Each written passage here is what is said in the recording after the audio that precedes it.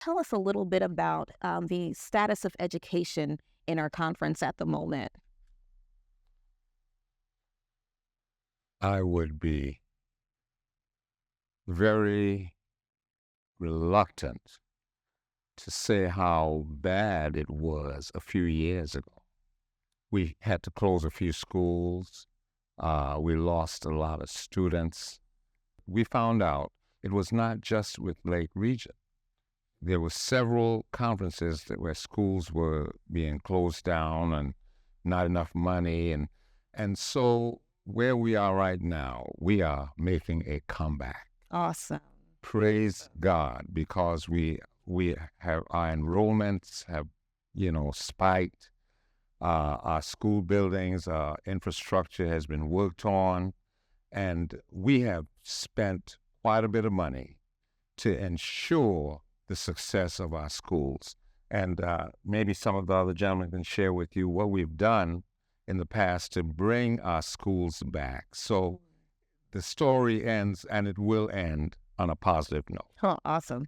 There's so much to say about Adventist Education, our conference, and I'm not going to steal everyone's thunder, but I get excited about it. Here's one of the first things. I do want to share that enrollment is at an all-time high. As it's been shared, we have record-breaking numbers in Indianapolis with exceeding over 75 students at our school there. When we speak about infrastructure, not only did the conference make an investment in our schools, and we're talking about well over $250,000 towards our schools, we're also speaking about our greatest resource is not just money, it's people. And our president and the administrative committee and the executive committee appointed Pastor Kenneth Elliot, who is a robust pastor, as the educational infrastructure coordinator, which means that his specific task is to help improve the quality of our buildings and our schools. Also, I've seen some precedent numbers in regards to increases in staff, just because with more students, you got to have more staff and more teachers. Our schools look phenomenal, but there's also more work that needs to be done. Yeah. And I would just add to that, as a treasurer, I see that we are committed financially to our teachers. We have phenomenal teachers that are doing phenomenal work in our school system. We are committed to that in our budget.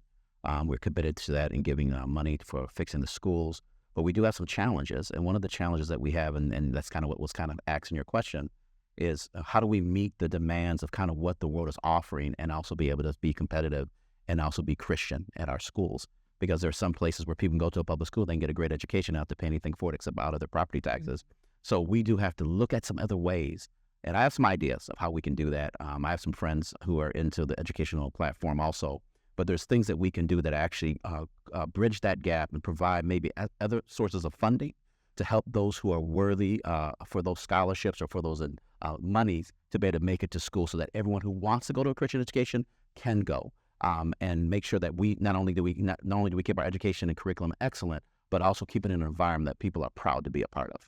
So education hasn't gone anywhere. It's not dying. It's growing. It's growing. And I know that having the significance of having somebody to help with the infrastructure, if a school's not safe, why would a parent want to send them there? So it's a great thing to know that the focus is on making sure that we have safe buildings for safe education for the kids. Right.